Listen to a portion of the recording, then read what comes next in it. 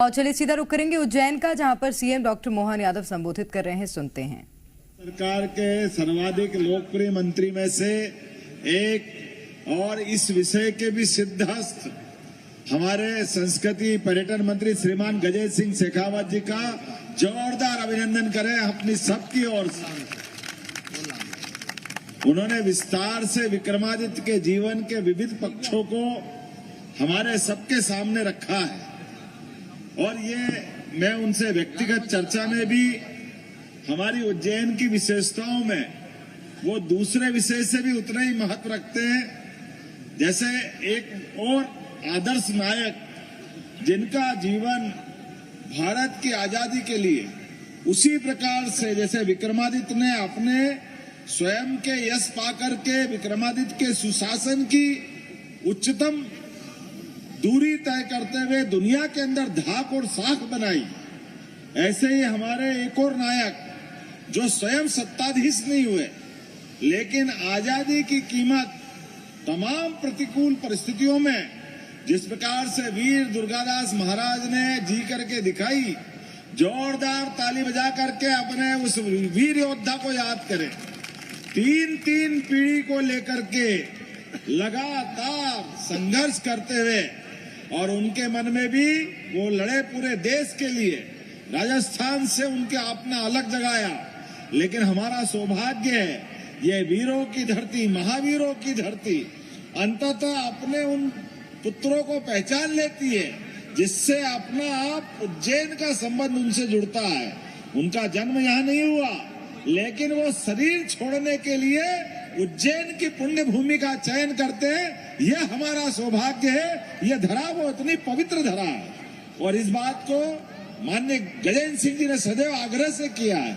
मैं अभी तो विक्रमादित्य पे आता हूं। दुनिया में 3 भाइयों की जोड़ी हुई है, एक भगवान श्री राम लक्ष्मण, दूसरी जोड़ी भगवान कृष्ण और बलराम, भगवान श्री कृष्ण और श्री बलराम जी की, और तीसरी जोड़ी उज्जैन की है, विक्रमादित्य और भर्तरी की जोड़ी। ये अद्भुत जोड़ी है।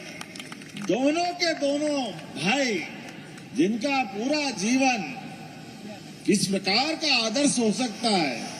भर्तरी के अपने जीवन से, उनकी साधना से, उनके शासन काल से, उनकी यौन अवस्था से, उनके 3 पुस्तकों से वो उनका पूरा जीवन का एक अपने आप में चरित्र सामने आता है। और विक्रमादित्य नाम लेते ही शासन के पक्षों को लेकर के कोई एक बात भी आप करो उसकी भी अंतिम तल तक ऐसा लगता है समुद्र की गहराई कम पड़ जाएगी।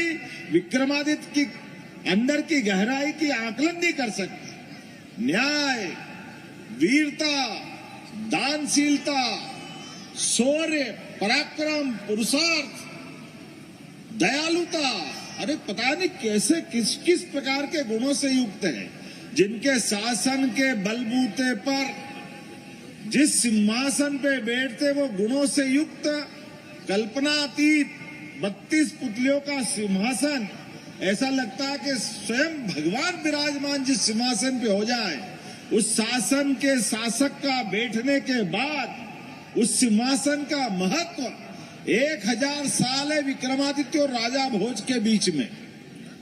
1000 साल, 1000 साल कम नहीं होता है, लेकिन 1000 साल के बाद भी हर एक कोई शासक की इच्छा होती है कि मैं विक्रमादित्य जैसा बनूं।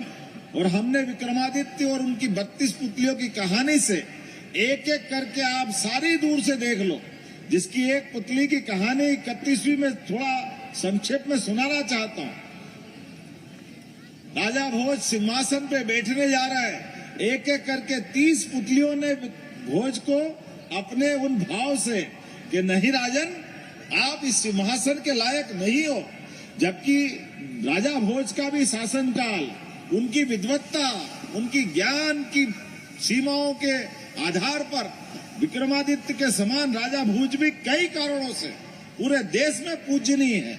लेकिन एक एक करके सारी पुतलियों ने राजा भोज के बारे में उनकी से तुलना की बात आती है तो भोज विक्रमादित्य के आगे कहीं टिकते नहीं है। एक युद्ध का दृश्य बताते हुए पुतली बोलती है कि राजन, आप विक्रमादित्य के सिंहासन पे बैठना चाहते हो, मैं आपको एक विषय सामने रखती हूं, आप अपना उत्तर देना।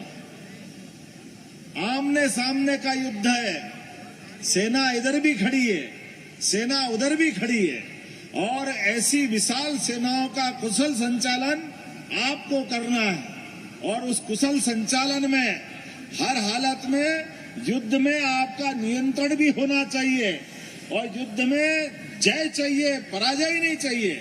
आप बताइए, आप कहां खड़े होकर के युद्ध का संचालन करेंगे और विजय श्री का वर्ण करेंगे?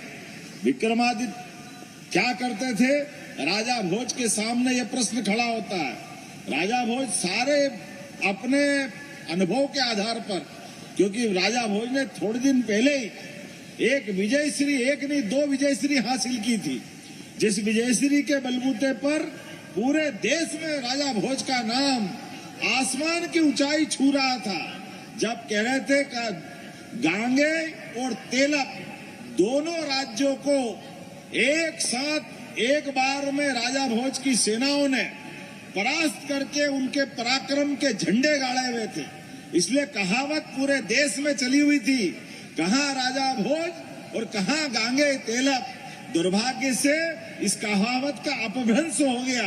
वो पराक्रम की घटना दुर्भाग्य से कुछ और जुड़ गई। मैं तो बोलना भी नहीं चाहता, इतना गंदा मुहावरा बन गया। लेकिन वो पराक्रम पुरुषार्थ के आधार पर राजा भोज का विशाल व्यक्तित्व, जब वो पुतली कहती है आप कहां से खड़े होकर के इस युद्ध का संचालन करोगे? राजा भोज बहुत बुद्धिमान है। वो कहते मैं अगर युद्ध में जीतना है तो मैं जीतने के लिए ऐसे स्थान पे खड़ा रहूंगा जहां युद्ध की सारी सेना मेरे नियंत्रण में रहे।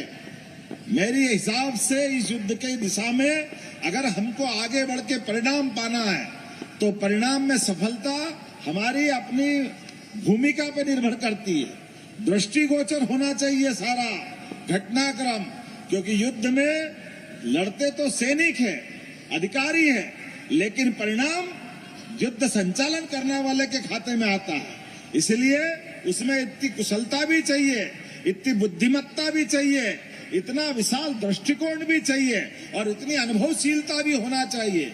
राजा भोज कहते मैं ऐसी जगह खड़ा रहूंगा जहां युद्ध मेरे पूरे नियंत्रण में रहे, और दूसरी बात मैं ऐसी जगह भी खड़ा रहूंगा जब मैं युद्ध से अपनी सेना को जीत की तरफ ले जा पाऊं, और तीसरी बात उन्होंने कहा मैं ये भी जानता हूं कि युद्ध जब होता है तो युद्ध में मनुष्य लड़ते हैं, लेकिन शस्त्र के अंदर कोई प्राण नहीं होते।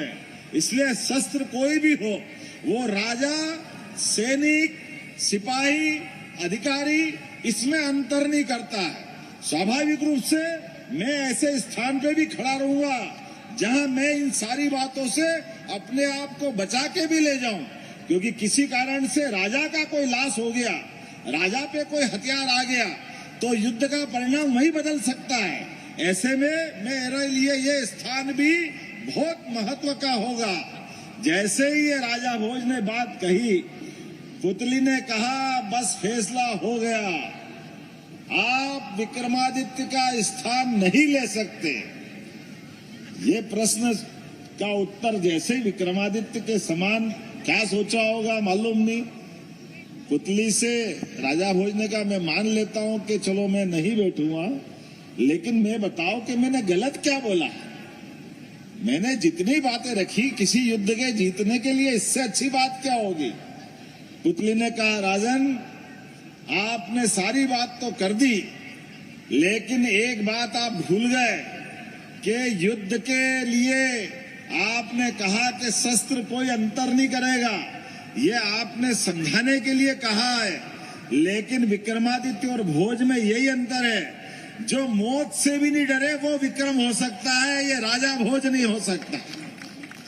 मौत तो 7 ताले में भी बंद हो गए तो भी मौत आ जाएगी। इसका मतलब हथियार के कारण से भी क्यों ना हो, आपके हृदय के अंदर मौत की आहट आ रही है, आपको जो डर लग रहा है, ये डर आपको वीर विक्रमादित्य की श्रेणी में खड़ा नहीं करता है, ये आपको नीडर नहीं बनाता है। जहां नीडर है उसके आगे विक्रमादित्य है।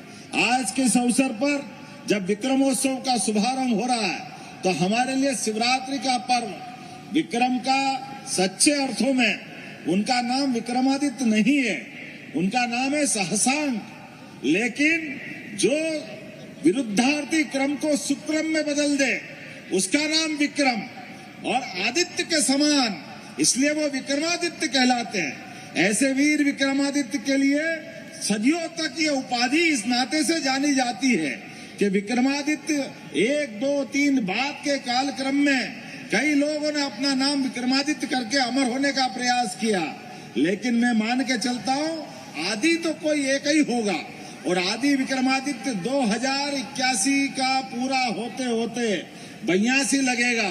इसलिए हमारी सरकार ने अब इस विक्रमादित्य का यहाँ से पौधा जो लगाया था, धीरे धीरे ये देश और देश की बाहर भी ले जाने का संकल्प कर रहे हैं। माननीय मंत्री भारत सरकार बैठे हैं। मैं बताना चाहूंगा, थोड़े दिन पहले लगभग हमारे लिए जब मैं शिक्षा मंत्री था तो विक्रमादित्य की गाथाओं को हमने हैदराबाद के मैदान पर भी विक्रमादित्य महानाट्य करके मंचन कराया था।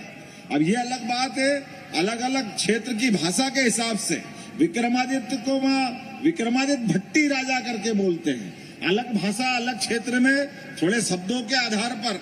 लेकिन विक्रमादित्य ऐसे नायक है जो एक भी देश का कोई ऐसा राज्य नहीं है जहां उसके बारे में कोई जानता नहीं हो। दुर्भाग्य के साथ बोलना पड़ेगा, लॉर्ड मैकाले की शिक्षा पद्धति ने हमारे इस गौरवशाली वीर पुरुष का शिक्षा क्रम से बाहर करने का प्रयास तो भले ही कर लिया, लेकिन लाखों करोड़ों लोगों के दिलों से वो बाहर नहीं कर पाए। हमें इस बात का गर्व और गौरव है। विक्रमादित्य का नाम पूरे भारत और भारत के बाहर भी, जब मैं ग्लोबल इन्वेस्टर समिट की बात कर रहा तो नेपाल के राजदूत आए हुए थे भोपाल में, और जब मैंने कहा मैं विक्रमोत्सव में जाने वाला हूं, राजदूत भट्टाचार्य जी ने कहा कि विक्रमादित्य, अरे हमारा शासनकाल नेपाल का नया साल ही गुड़ी पड़वा से होता है। ये गर्व और गौरव का अवसर नेपाल आज भी उपलब्ध कराता है।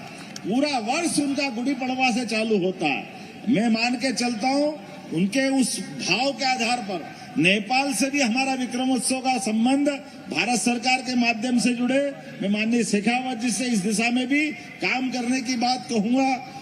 अपने देश के अतीत के उस सांस्कृतिक राष्ट्रवाद के आधार पर कई सारे देशों में विक्रमादित्य उस नाते से, नायक के नाते से जानते हैं, और विक्रमादित्य के आधार पर बाबा महाकाल की धरती से हमने वैदिक घड़ी का लोकार्पण भी माननीय प्रधानमंत्री जी से कराया। हमें इस बात का आनंद है। अब ग्रीनविच के समय के बजाय काल की नगरी उज्जैन महाकाल की नगरी, और महाकाल की नगरी का वो समय का शुद्धता का हिसाब किताब, जिसके आधार पर 24 घंटे में जो 30 मुहूर्त होते हैं, उन मुहूर्तों के आधार पर हमारी राशि और नक्षत्रों की गति से हमारा पंचांग बनता है, जिससे तिथियों का निर्धारण होता है। ऐसी तिथियों के निर्धारण में हमारे समय की शुद्धता की आवश्यकता है। इसलिए एक IIT के अच्छे बच्चे ने हमारे लिए एक ऐप बनाया, जिससे हमने वैदिक घड़ी की स्थापना की। मैं मान के चलता हूँ आपके माध्यम से मंत्री जी, जो हमने हमारा पुराना राजस्थान से तो मध्य प्रदेश का वैसे ही लगाव, हमारे लिए राजा जय सिंह ने आकर के उज्जैन में वेधशाला बने, जोरदार अभिनंदन करो उस हमारे कालजयी खगोलविद से, जिनने उज्जैन की गौरव गरिमा फिर बढ़ाई। राजा जय सिंह ने हमारे यहाँ पर ऑब्जर्वेटरी बनाई थी 300 साल पहले। उस समय का भित्ति यंत्र, स्मार्ट यंत्र, धूप घड़ी, शंकु यंत्र, जो उज्जैन की भौगोलिक खगोली समय गणना का अद्भुत यंत्र बने थे, जिसको हमारे जाने अनजाने जो नहीं समझते हैं वो जंतर मंतर के नाम से जानते हैं। जंतर मंतर क्या होता है? जो शुद्ध विज्ञान का अवतार हो, उसको जंतर मंतर, कोई बात नहीं, सामान्य भाषा में ये भी चलेगा। लेकिन मान के चलता हूँ उस प्राचीन खगोल ज्ञान के भरोसे से आज भी धूप में छाया के आधार पर आज का विज्ञान भी मानता है कि शंकु यंत्र के आधार पर जब सूर्य कक्षा बदलेगा, उत्तरायण से दक्षिणायन में प्रवेश करेगा, तो 21 जून और 22 दिसंबर अपनी आंखों के सामने दोपहर 12:32 पर कील से हम उसकी दिखा लेते कि वास्तव में ये अपने आप में सूर्य देवता ने कक्षा बदल ली। इतना ही नहीं, 19 मार्च और 25 सितंबर जब दिन और रात बराबर होते हैं, तब भी हमको एहसास हो जाता है कि कालगणना की नगरी यही उज्जैन है, ये प्राचीन ज्ञान विज्ञान की नगरी है। केवल ये बाबा महाकाल का हमको ये पक्ष भी सबके सामने लाना है, जिसके आधार पर आधुनिक विज्ञान भी इस बात को मानता है। तो मैं मान के चलता हूँ, जब घड़ी का लोकार्पण माननीय प्रधानमंत्री जी से कराया था, अब एक सरलता हो गई, उसके ऐप विभिन्न भाषाओं के भी आ रहे हैं, और इस आधार पर दिल्ली, मुंबई, बाकी राज्यों का समय के साथ ग्रीनविच का समय भी है, भारतीय समय भी है, लेकिन शुद्ध समय के आधार पर बहुत सुंदर ऐप बना है। तो एक घड़ी अभी हमने बनाई है भाई साहब, हम ये चाहेंगे वो घड़ी अपने पार्लियामेंट के अंदर लगना चाहिए, लोकसभा के अंदर आपके माध्यम से हम बनी हुई घड़ी पूरी भेंट करेंगे, लेकिन वो अपने लिए गौरव का क्षण रहेगा। तो सच्चे अर्थों में विक्रमादित्य का यह विक्रमोत्सव हमारे उस प्राचीन गौरव को गौरवान्वित करेगा। आज के इस अवसर पर मैंने थोड़ा ज्यादा लंबा भाषण कर दिया, माफी चाहते हुए एक बार फिर विक्रमोत्सव के लिए हमारे शिवमणि कलाकार के लिए जोरदार अभिनंदन। इतना अद्भुत कलाकार हमारे यहाँ आया हुआ, जिसके हाथ में ऐसा लगता है साक्षात सरस्वती का वास हो। और इतना ही नहीं, अब की बार विक्रमोत्सव तो इतना लंबा हो गया कि हमको ये समझ में नहीं आ रहा कि अभी आज से लगा के गंगा दशमी तक के कार्यक्रम सब कुछ विक्रमोत्सव में हो गया। लेकिन अब विक्रम का नाम ऐसा ही है। जल की सुरक्षा, जल की संरचनाओं की बात करो तो विक्रम दिखाई देता है। अब बाकी सारी बातों को मैं बाद में बताऊंगा, लेकिन आज के इस अवसर पर, इस शुभारंभ के अवसर पर, जहां वाहन मेले का शुभारंभ होगा, वाहन मेले में 50